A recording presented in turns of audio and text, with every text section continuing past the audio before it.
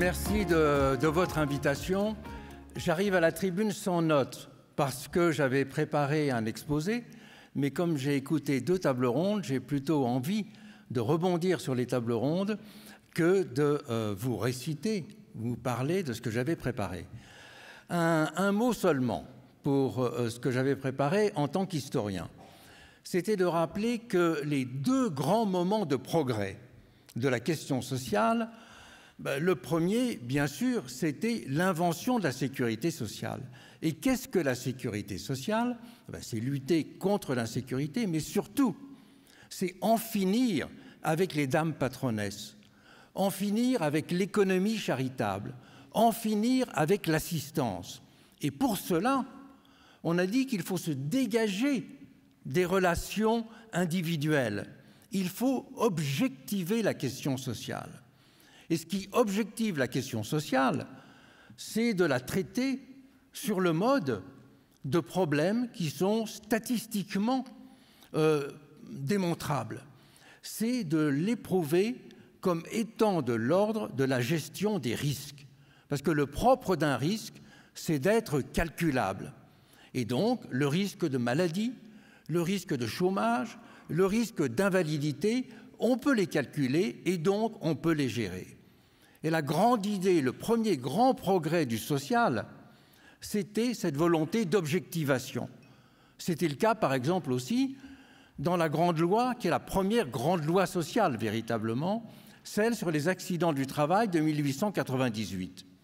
Avant cette loi, il y avait bien sûr beaucoup d'accidents du travail, mais il y avait les articles 1382 et suivants du Code civil qui parlaient de la responsabilité. Qui était responsable? La Grande Loi a dit le problème n'est pas de savoir qui est coupable ou qui est responsable, mais de savoir comment traiter un fait objectif, l'accident. Et donc, on a dit qu'on va socialiser cette question de la responsabilité pour traiter l'accident comme un fait social.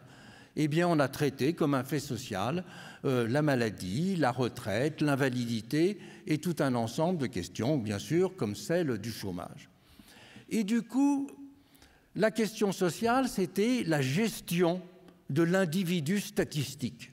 Et cette gestion de l'individu statistique, elle a eu ses grands mérites, évidemment, mais en même temps, elle a eu cet inconvénient de traiter les personnes comme étant simplement des moyennes statistiques, comme étant des objectivités qu'il fallait gérer comme des populations spécifiques.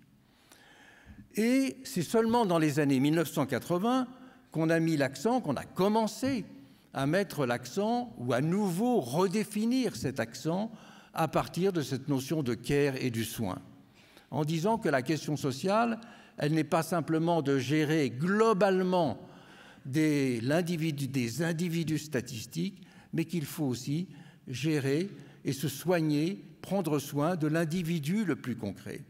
Et les métiers du social, en quelque sorte, sont ceux, évidemment, qui ont fait écho à cette idée fondamentale, qui a rationalisé, qui a donné un vocabulaire, et c'est très important de donner un vocabulaire, qui a donné un langage à ce que vivait tout un ensemble de travailleurs sociaux. Voilà, j'avais prévu de développer cette question-là, mais après avoir entendu les débats qui ont eu lieu à travers les 2 tables rondes, j'ai envie de faire la réflexion suivante. La réflexion suivante, plusieurs fois est venue la question, mais au fond, est-ce qu'il ne faut pas, pour qu'il y ait des choses qui changent vraiment, et changer vraiment, c'est justement actuellement cet entre-deux, ce qu'il y a entre cette proximité la plus grande, qui est évidemment décisive, et il y était fait allusion, et puis cette gestion statistique globale. Et les gouvernements, effectivement, ils pensent surtout à gérer des réalités statistiques, à gérer des moyennes. Eh bien, je pense que la question sociale, elle est entre les 2. Mais cette question sociale, elle a du mal aussi à s'exprimer. Et pourquoi a-t-elle du mal à s'exprimer? Eh bien, souvent parce qu'elle n'est pas assez représentée. Et je pense que pour cela, un élément de réponse que l'on peut apporter à tout ce qui a été dit sur l'écart qu'il y a entre les projets et les réalisations, l'écart qu'il y a entre des droits proclamés et des mises en œuvre qui ne se font pas. Je pense qu'un premier élément de réponse, c'est cette question qu'il y a tout un ensemble de problèmes, tout un ensemble de situations qui ne sont pas simplement assez représentées dans la société. Et être représenté dans l'ordre politique, cela veut dire avoir un délégué, cela veut dire avoir quelqu'un pour lequel on a voté. Non, être représenté, ce n'est pas simplement avoir un porte-parole. Être représenté veut dire que les questions que l'on vit, eh bien, elles sont présentes dans le débat public. Elles ont une centralité dans ce débat public. Et ce combat pour la représentation du social, en ce sens de mettre en permanence sur la table ces questions-là, eh bien, me semble-t-il, c'est un premier élément de réponse aux difficultés auxquelles on a fait allusion. J'avais publié il y a un certain nombre d'années un livre qui avait pour titre « Le Parlement des invisibles ». Eh bien, je crois qu'effectivement, c'est dans cette direction-là qu'il faut ne plus simplement traiter comme des cas sociaux, mais traiter comme des problèmes démocratiques. Car une des grandes limites, je dirais, de l'action sociale, c'est de faire comme si les questions sociales étaient les questions concernant des populations précises, des populations en difficulté, disons. Parfois, on dit des exclus. Non, ce ne sont pas des populations simplement. Ce sont des questions pour la construction de la société démocratique et donc des questions pour tout le monde et pas simplement, me semble-t-il, pour quelques-uns. Donc cet impératif de représentation, eh bien, il est ou il doit être davantage au cœur de tous ceux qui s'intéressent par leur travail ou qui s'intéressent, je dirais, comme il a été fait allusion tout à l'heure, au fait que les travaux sociologiques s'intéressaient de plus en plus à la dimension subjective, qu'on parle maintenant de pauvreté subjective et pas simplement de pauvreté objective. Et effectivement, ce qui compte, ce que ressentent les gens, c'est ce qui façonne la société. Donc c'est ça qui compte. Et je crois que dans cette mesure-là, il y a un grand axe de développement et de réflexion sur le travail social aujourd'hui. Le travail social est trop marginalisé. Il est considéré comme une activité particulière pour des populations particulières. Non, il doit être considéré comme le cœur de la fabrique de la société démocratique. Et cela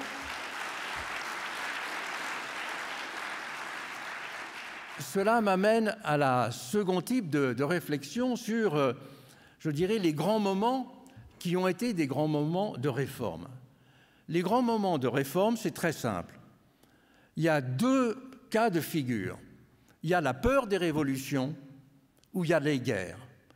Quand on regarde ce qui était l'ordonnance mettant en place la sécurité sociale en 1945, cette ordonnance commence, je cite à peu près de mémoire, « Après les terribles épreuves que nous avons vécues ensemble, eh bien, il y a un nouveau devoir de solidarité. » Eh bien, nous en sommes là. Comment produire des changements réels? Et le changement réel, c'est de passer du droit théorique, si je puis dire, à la mise en œuvre pratique. Est-ce qu'il faut forcément la peur des révolutions? Est-ce qu'il faut forcément les guerres? Dans bien des cas, on peut penser que ça a été historiquement le cas. Mais aujourd'hui, je crois que ce qui peut provoquer ce mouvement dont nous avons besoin, cette prise de conscience, eh bien, c'est tout simplement l'idéal démocratique. Et de redéfinir la démocratie qui n'est pas simplement une société de l'égalité des droits, qui n'est pas simplement une société où chacun a la liberté d'expression, une société où chacun peut mettre son bulletin dans l'urne pour choisir tel ou tel pour les différentes élections, c'est redéfinir la société démocratique comme constituée par les principes de dignité et par les principes de respect. C'est lorsqu'on aura cette redéfinition que je dirais sensible de la société démocratique et pas simplement une définition juridique lointaine qu'à ce moment-là, eh bien peut-être on pourra avoir un point d'appui pour montrer que le manque de respect d'un certain nombre de personnes, le manque de considération de leur dignité, des discriminations, elles ne sont pas simplement des choses qui caractérisent les personnes qui en sont immédiatement victimes, mais elles sont en quelque sorte un affaiblissement de la société démocratique. Et cet affaiblissement des sociétés démocratiques, pourquoi est-il important? Parce que la démocratie a aussi pour but, chose la plus importante peut-être aujourd'hui, de faire en sorte que nous puissions préparer dans le présent les difficultés du futur. Il a été fait écho aux grandes difficultés qui sont celles de la transition démographique, tout à l'heure, de la transition écologique et de bien d'autres. Mais pourquoi y a-t-il cette difficulté à passer de la conscience de ces questions à de l'action quotidienne? Le cas de la transition démographique est le plus spectaculaire. Parce que, bien sûr, il y a des personnes qui nient le changement climatique, mais elles sont tout de même ces personnes de moins en moins nombreuses.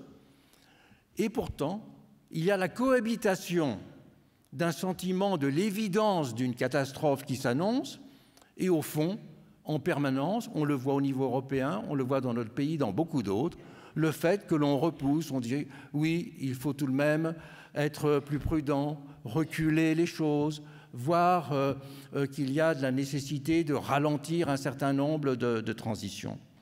Et qu'est-ce qui peut, en quelque sorte, combler cet espace qui ne cesse de se creuser entre la certitude des difficultés futures et l'inaction du présent? Eh bien, c'est le fait que le citoyen se définisse comme celui qui, d'une certaine manière, incorpore les questions de la collectivité en lui. La citoyenneté, je le dis dans un langage analytique, c'est la capacité qu'il y ait des éléments de réfraction du collectif dans l'individu. Et on a longtemps pensé que c'est l'éducation qui était la clé de cela. Je ne pense pas seulement que ce soit l'éducation, bien sûr qu'elle l'est, et l'éducation civique et la régénération des individus, c'était un grand thème de la Révolution française. Mais c'est aussi, et peut-être de la façon la plus accessible et la plus sensible, cette dimension de la construction démocratique. Parce que la démocratie, une société démocratique, elle n'est pas simplement là pour protéger les plus faibles. Elle peut protéger les plus faibles s'il y a le sentiment qu'elle est une société au bénéfice de toutes, une société de la dignité, une société du respect, c'est au bénéfice de tous. Et la démocratie se construit et les entorses à l'égalité, les entorses à la dignité, les entorses au respect, les discriminations, elles sont perçues différemment à partir du moment où ces valeurs, elles sont progressivement constituées comme des valeurs qui sont au bénéfice de tous.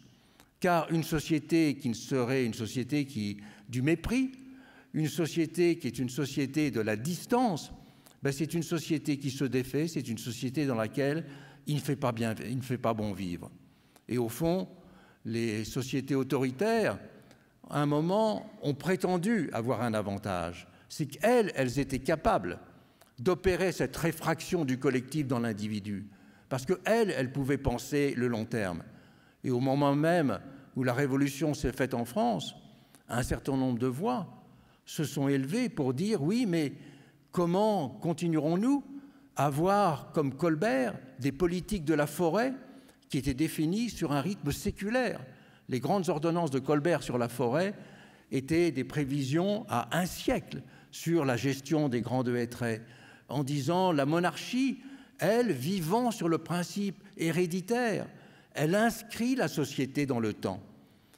Mais cela, je dirais, la démocratie, elle peut apporter cette forme de réfraction de façon plus solide, parce qu'elle n'est pas quelque chose qui vient d'en haut, mais elle est quelque chose qui peut être constitué de l'intérieur même de la société.